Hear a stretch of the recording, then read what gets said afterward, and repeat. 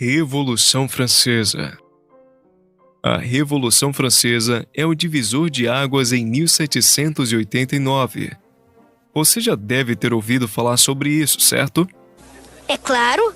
Na importância da França, na queda do absolutismo, na passagem da Idade Moderna para a Contemporânea, nas suas ideias iluministas.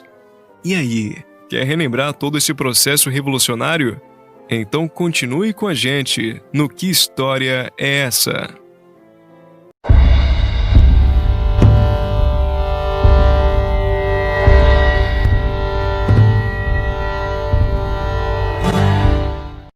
Para entendermos o porquê do movimento contra a monarquia, devemos lembrar que a França passava por uma crise agrária intensa, devido a grandes estiagens provocadas por invernos rigorosos, o que fazia com que a base alimentar se tornasse escassa e a população sentisse fome.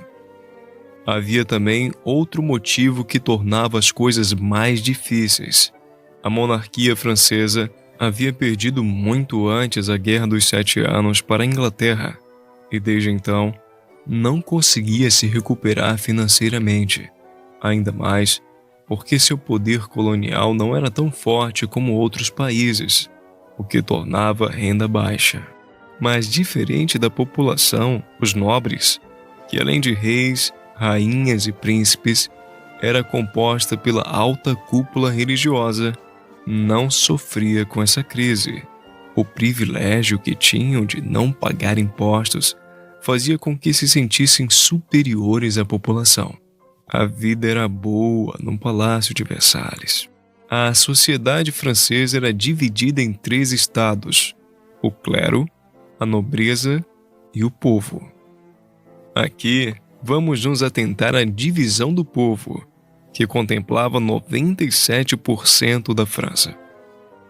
A classe mais alta, composta pelos girondinos, ou a alta burguesia, contemplava os comerciantes, que não passavam fome, como os mais abastados, pois tinham poder econômico, mas almejavam ter o poder político em mãos.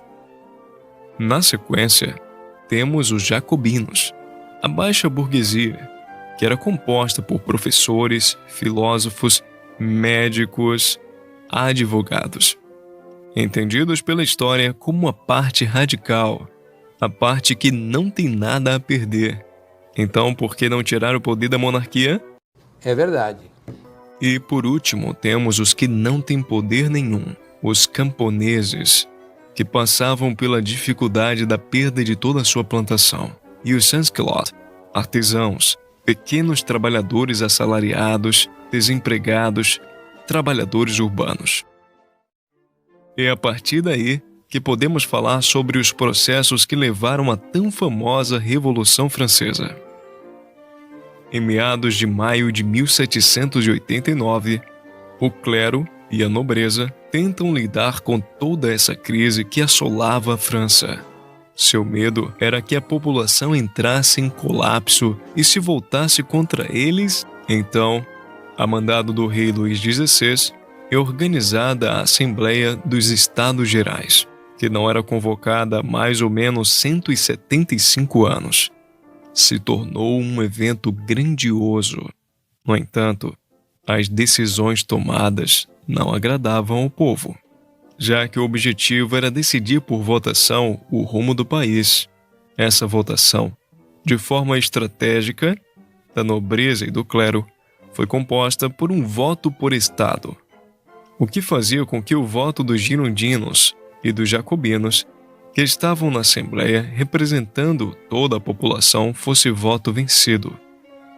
A decisão acabou por não mudar muita coisa, já que o acordo definido fora que o clero e a nobreza continuariam sem pagar impostos, e o povo teria a taxa tributária aumentada. É aí que os girondinos, jacobinos, comerciantes e sans-culottes decidem, por meio de ideias iluministas, se separar da alta classe francesa, criando uma assembleia à parte. A Assembleia Nacional Constituinte, tinha caráter revolucionário, com o objetivo principal de criar um governo da população, o que acaba por levar a uma repressão ainda maior ao povo. Então, em 14 de julho de 1789, acontece a famosa queda da Bastilha.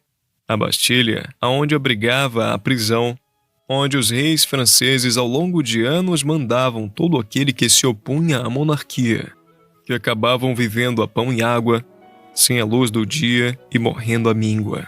A história conta que a população se consumia de raiva pelo Estado e principalmente por Luís XVI e Maria Antonieta. Assim, a partir desse momento é criada pelo povo a Declaração dos Direitos do Homem e do Cidadão, ou seja, liberdade, igualdade e fraternidade. Você já ouviu falar desses ideais, certo? Todo cidadão tem direito à vida, à liberdade de expressão, o direito de ir e vir, o direito de existir. E é a partir daí que o poder absoluto não existe mais. Luís ainda era o rei, mas estava preso pela população, e a igreja havia sido dividida do Estado. Em 1791, o rei Luís XVI tenta fugir da prisão na França, com o objetivo de chegar e buscar ajuda, já que sua mulher Maria Antonieta era austríaca e o país vivia um governo absolutista.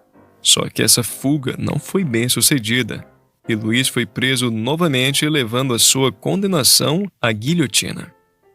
A partir dessa tentativa de fuga, em 1792, é criada a Convenção Nacional, uma substituição das assembleias promovidas pela monarquia, com a intenção de escolhas mais democráticas.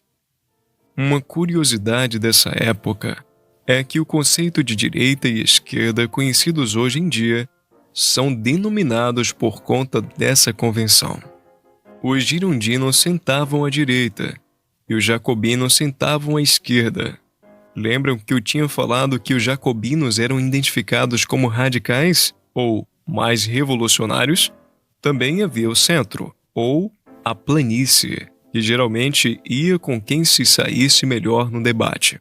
Esse período teve forte influência da ditadura jacobina, levando como principal líder Robespierre, e conhecido como a fase do terror, muito por conta do uso exagerado da guilhotina como punição.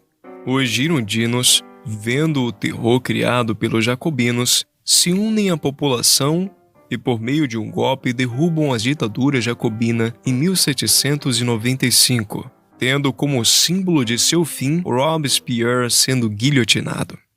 Essa época, chamada de Diretório, por ser governada por 5 diretores, é extremamente contraditória, pois o povo que ajudou os girondinos a derrubarem o antigo poder agora não podem mais votar. O voto estipulado é de acordo a uma renda mínima, que essa população não tinha acesso. Bando de burguês, safado! Outra mudança desse governo, que durou até 1799, é o forte investimento no exército, que além de ser uma estratégia para conter países que estavam revoltosos com a morte de Luís XVI, também ajudava a inibir a população de um levante contra os girondinos.